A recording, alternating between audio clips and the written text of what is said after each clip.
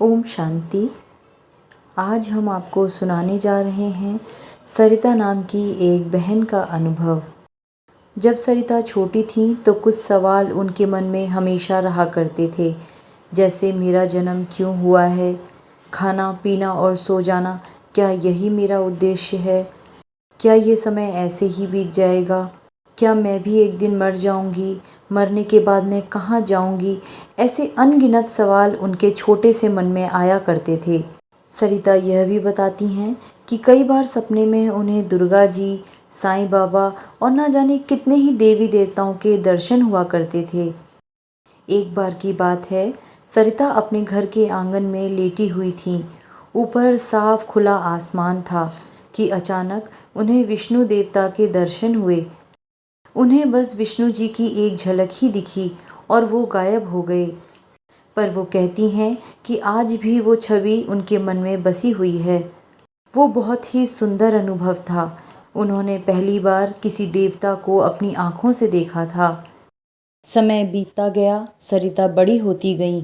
सरिता कहती हैं कि इस दौरान उनसे ऐसी कई गलतियां हुई जिसकी वजह से उनके घर वाले धीरे धीरे उनसे दूर होते चले गए। एक समय ऐसा आया जब सरिता पूरी तरीके से अकेली पड़ गई। वो अंदर से इतनी टूट गई कि उन्होंने आत्महत्या करने का मन बना लिया।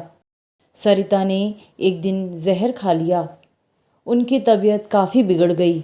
उन्हें हॉस्पिटल ले जाया गया, जहां उन्हें आईसीयू में एडमिट करना पड़ा। सरिता कई दिनों तक आईसीयू में एडमिट थी। इस दौरान कुछ ऐसी घटना घटी जिसने सरिता के जीवन का रुख ही बदल कर रख दिया। सरिता जब तक आईसीयू में थीं, वो पूरी तरीके से बेहोश थीं। एक दिन सरिता ने महसूस किया कि उनके सामने उनकी दादी और उनके बचपन की मरी हुई सहेली सामने खड़ी है, जो उन्हें अपने पास बुला रही हैं।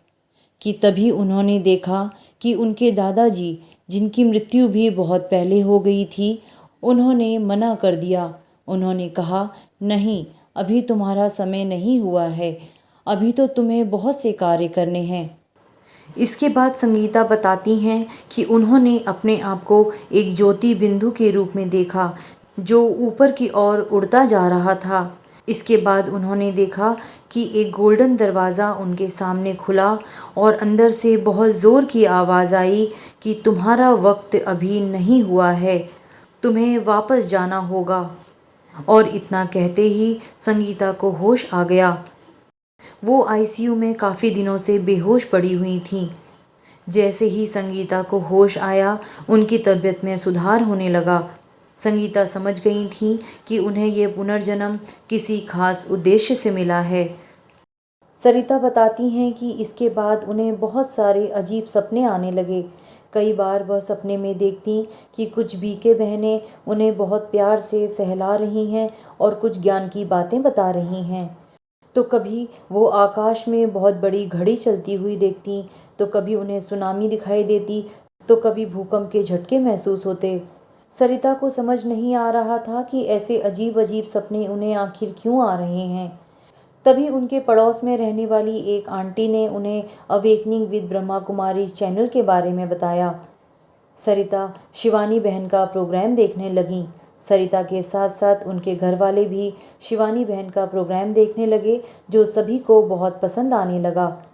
सरिता के पिताजी, उनकी बहनें और उनके बच्चे सभी पास वाले सेंटर में जाने लगे और सभी ज्ञान के मार्ग में आ गए। ब्रह्मा कुमारी सेंटर में जाकर और ज्ञान के मार्ग में आकर सरिता कहती हैं कि मेरे मन में उठने वाले सभी सवालों का जवाब मुझे धीरे धीरे मिलता गया। आज सरिता अपने जीवन में बहुत खुश हैं। बाबा ने उन्हें वो सब कुछ दे दिया जो उन्हें चाहिए था। सरिता कहती हैं कि बाबा के साथ के उनके और भी बहुत से अनुभव हैं, जो वो हमें आगे ज़रूर बताएंगी।